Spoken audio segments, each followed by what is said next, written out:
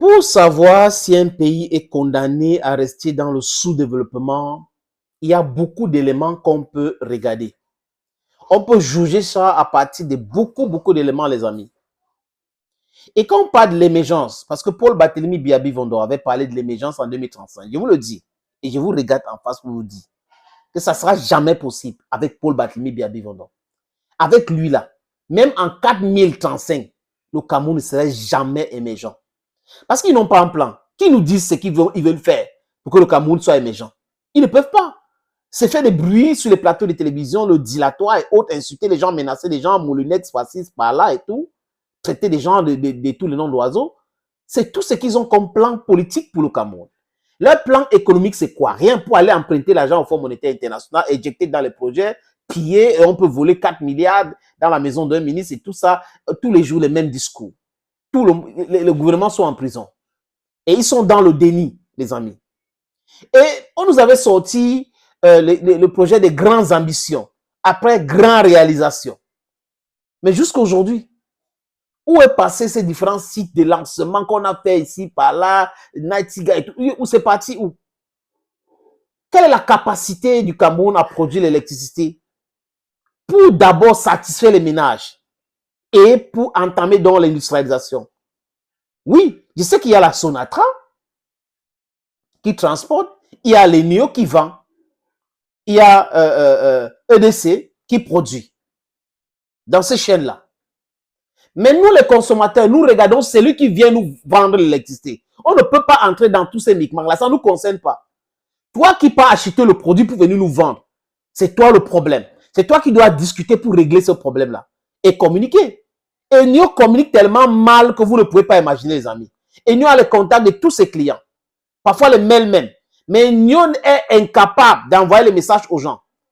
Vous avez constaté ce mois de décembre qu'il y a des quartiers que Enio coupe à 19h et Enio renvoie à 23h. Souvent, Enio coupe la lumière à 22h pour renvoyer à 4h du matin. Et il y a des à Douala, la capitale économique, le poumon de l'économie de ce pays. Il y a des délestages tous les jours que Dieu a créés. En plein centre-ville, il y a des délestages. Et je ne peux pas parler des villages reculés. C'est grave.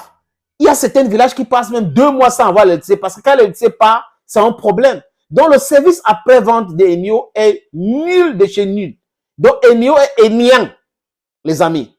Avec Enio, c'est une garantie pour le sous-développement.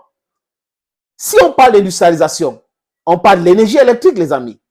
On peut penser nucléaire et autres. Mais là, nous utilisons l'eau. Parce que ici, au Cameroun, tous les villages, je dis encore, pratiquement tous les villages portent le nom d'un coup d'eau. Qu'est-ce qui explique le fait qu'on ne peut pas décentraliser ces trucs-là pour laisser les gens produire localement l'électricité dans leur village? Pourquoi? Ils ont détruit Powakam dans la zone anglophone, juste parce qu'ils ne voulaient pas que les anglophones soient autonomes. Ils ont détruit l'aéroport ici, par là, ils sont en train de construire encore. Le projet du port de Kribi, c'était le port de Limbe. Vous voyez un peu les gens, comment ils réfléchissent dans un pays. Donc, c'est de corruption à corruption morale, intellectuelle et tout, donc mélangé avec tout.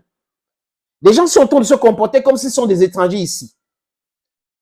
Et je suis contre, je dis encore contre la privatisation, parce que cette idée vient du Fonds monétaire international. Ces organisations de Bretton Woods sont des organisations dangereuses, les amis.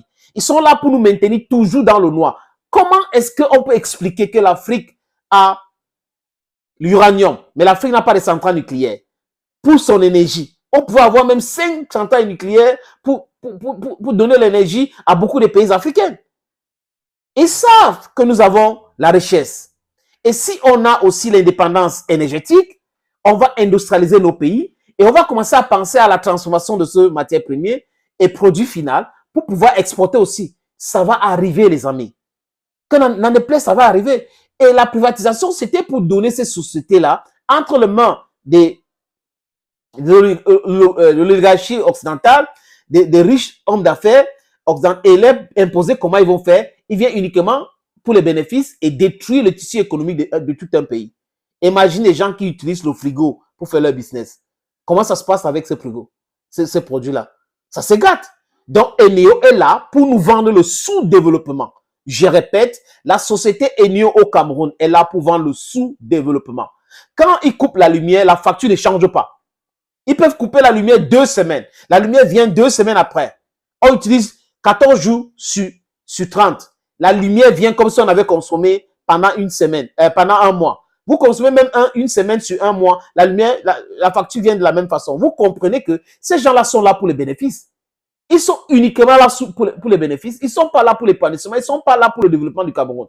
Le Cameroun ne peut jamais s'industrialiser avec Eneo. Il faut repenser ce concept bidon d'émergence en 2035 pour quelque chose qui est faisable. Parce qu'avec Eneo, ce n'est pas possible. Thank you, friends, and bye-bye.